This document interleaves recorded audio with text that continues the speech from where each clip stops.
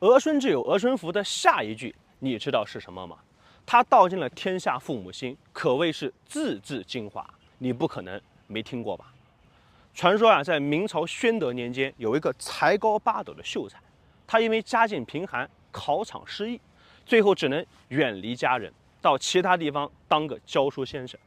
这位秀才有妻有儿，妻子呢是大家闺秀，目不识丁，整天除了做家务以外，就是照看自己的儿子。